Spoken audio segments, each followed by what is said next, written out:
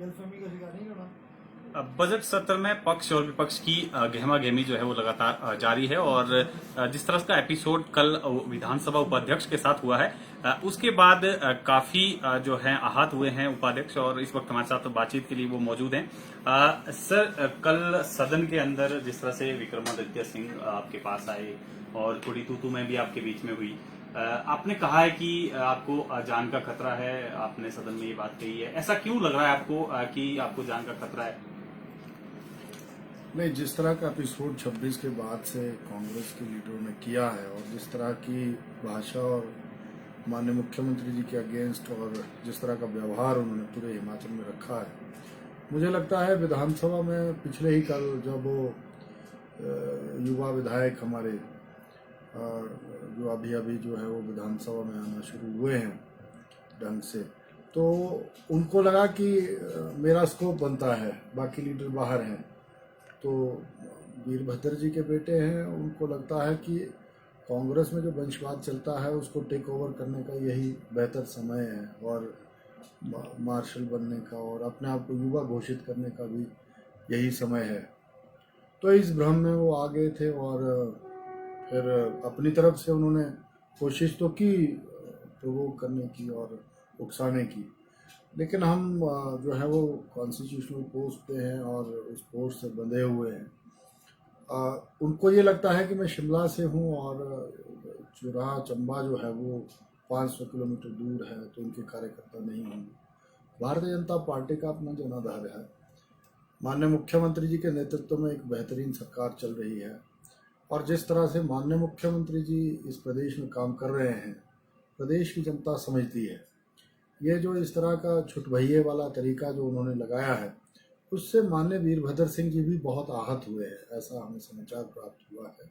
क्योंकि वीरभद्र जी 6 बार chief minister रहे हैं और उनका व्यवहार जो है वो सब लोग याद करते हैं। मुझे तो अपोजिशन में पिछली बार बैठने का समय मिला था, हम उनको देख करके बहुत सारी चीज़ें सीखे हैं।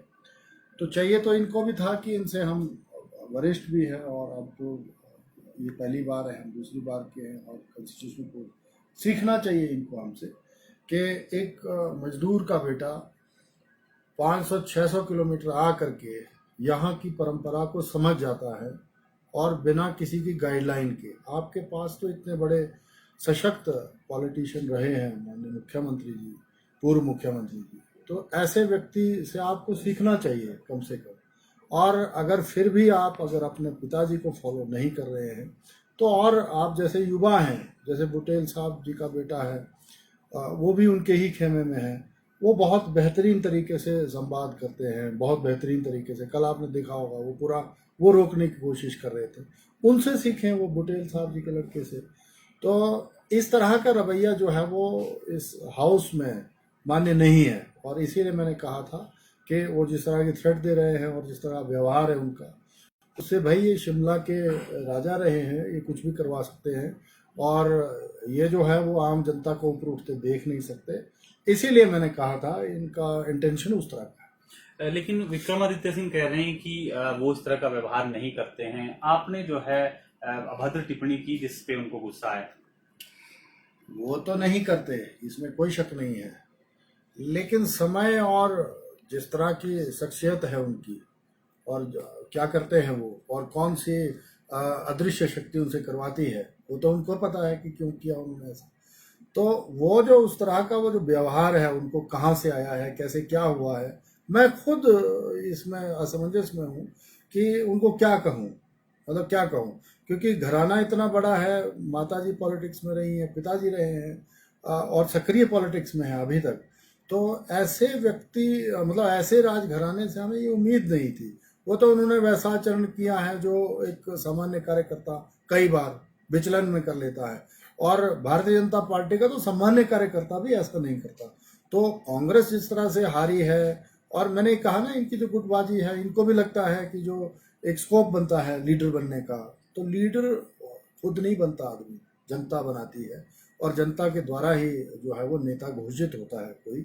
तो कांग्रेस में तो पशुपेश चली हुई है कि अब कौन, मतलब अब कौन लीड करे, ऑपोजिशन लीडर कौन बने, या कैसे ऑपोजिशन लीडर को भी, ये तो माननीय अग्निहोत्री जी भी समझ गए होंगे अभी तक कि वो किसने उकसाया और क्या किया और क्या उसमें पृष्ठभूमि थी। और वो भी पछता रहे होंगे विधानसभा के बाहर बैठ करके, कम से कम अंदर होते तो जो लोगों की उम्मीदें उनसे जगी थी उसमें कुछ काम करते, लेकिन उन्होंने अपने पैरों पर खुद कुल्हाड़ी मारी है। और चार बार की टर्म का उनका भी एक्सपीरियंस था, उन्होंने वो भी जो है वो ताक पर अब सौंप दिया है। तो मुझे लगता है ये इनको अब समझना चाहिए। और मैं तो अभी भी कहता हूँ कि अगर विक्रमादित्य जैसे विधायकों को अगर सलीका या जो तरीका यहाँ सीखना है कैसे हाउस चले, अगर वो अपने पिताजी से नहीं सीखना चाहते तो हम हैं, उनके वरिष्ठ भाई है, उनको सिखा सकते हैं। आपने प्रिविलेज की भी मांग की है क्या सदन में? अध्यक्ष से बात हुई आपकी? हाँ, वो तो देखो, जिस आसन को हम ग्रहण करते हैं या जो माननीय सदन ने हमें ओहदा दिया है, माननीय विधायकों ने या सरकार ने, तो उसके मुताबिक जो है वो प्रिविलेज तो बनता है, क्योंकि वो उठ करके हमारे चेयर के साथ और हमें जो है वो धमकी देने की कोशिश किया है। तो मैंने कहा है माननीय स्पीकर साहब को, क्योंकि प्रिविलेज कमेटी का चेयरमैन मैं खुद हूँ, तो अपना केस खुद तो लड़ नहीं सकता, मतलब खुद उसमें जज नहीं बन सकता। तो जज जो है वो माननीय स्पीकर साहब है, तो स्पीकर साहब को मैंने किया है, वो अपने विवेक से जो है वो निर्णय लेंगे, और अगर जरूरी हुआ तो हम इन रिटर्न भी दे देंगे कि भाई प्रिविलेज। जिस तरह से आज भी घटनाक्रम ये हुआ है, उसके बाद से आज कांग्रेस के शिमला ग्रामीण की अगर बात करें, कुछ युवा जो थे उन्होंने प्रदर्शन किया है, और कल यूथ कांग्रेस का भी प्रदर्शन हुआ है आपके खिलाफ, और साफ तौर पर उन्होंने कहा है कि सत्र के बाद आपके खिलाफ एक बड़ा आंदोलन जो है प्रदेश भर में छेड़ा जाएगा। तो इसको किस तरह से देखते हैं? एक लगता नहीं आपको कि अलग राजनीतिक मुद्दा बन गया है? मैं तो बिल्कुल तैयार बैठा हूँ। भारतीय जनता पार्टी का संगठन, भारतीय जनता पार्टी का युवा मोर्चा और एबीपी, हमारे अखिल भारतीय विद्यार्थी परिषद के हमारे सब छात्र छात्राएं, मुझे बहुत सारे फ़ोन आए कि हम भी आंदोलन करते हैं। मैं कहा आपको ये करने की ज़रूरत ही नहीं है। जैसे वो युवा बन रहे, मैं भी 36 का ही हुआ हूँ, कोई ज़्यादा बुजुर्ग नहीं हुआ हूँ। और दूसरा ये है कि उनसे ज़्यादा तालीम भी ली हुई है, और जगह जगह मजदूरी करके हम यहाँ पहुँचे हुए हैं। तो हर चीज़ का हम जवाब देना चाहते हैं। मैं सिर्फ आपके चैनल से प्रदेश के युवाओं से ये आग्रह करना चाहता हूँ, जैसे आपने दिल्ली में राहुल गांधी को देखा है, वैसे ही आपके हिमाचल में भी जरूरी नहीं है कि सचिन तेंदुलकर के घर में जो है वो अर्जुन भी वैसा ही परफॉर्मर बने, ये जरूरी नहीं होता है। अब मेरे पिताजी ने मजदूरी की है सारी उम्र, तो उनको ये था कि चलो मजदूरी ना, कम से कम सुपरवाइजर तो बन जाए, लेकिन उन्होंने मेहनत की और उनकी परवरिश और मेरे गुरुजनों की परवरिश से मैं यहाँ पहुँचा। पार्टी का हमने काम किया, इस वजह से विधानसभा का उपाध्यक्ष हूँ, जिला परिषद रहा, विधायक बना, फिर विधायक बना। इनकी तरह शॉर्टकट अपने पिता की वजह से या अपने वंश की वजह से शॉर्टकट नहीं मिला है हमें। और इनको ये भी थोड़ी सी दिलो दिमाग में इन पे ये पर्दा भी पड़ा हुआ है कि जो सिल्वर स्पून से फीड होकर के आता है वही जो है पॉलिटिक्स में सरवाइव करता है।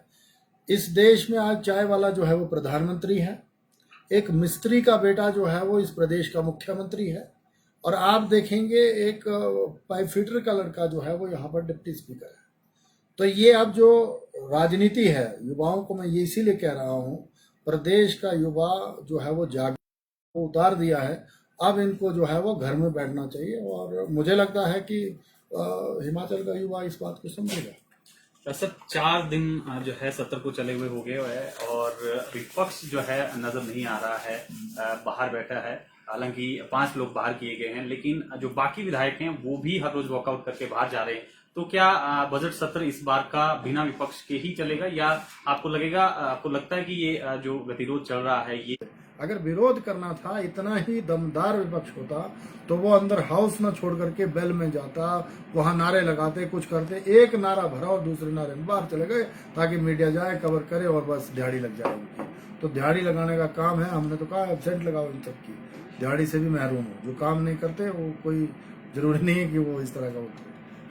तो ये थे विधानसभा उपाध्यक्ष जिनका साफ तौर पर कहना है और विपक्ष को साफ तौर पर इन्होंने निशाने पर साधा है और कहा है कि विपक्ष केवल दिहाड़ी लगाने के लिए विधानसभा पहुंचा है और साफ तौर पर इनका विक्रमादित्य सिंह को भी संदेश इन्होंने दिया है कि वो अपना व्यवहार बदले क्योंकि वो कैसे राजघराने से संबंध रखते हैं जहां पर इस तरह का व्यवहार जो है सिखाया नहीं जाता। फिलहाल के लिए इतना ही। आप बने रहें पंजाब केसरी हिमाचल के साथ।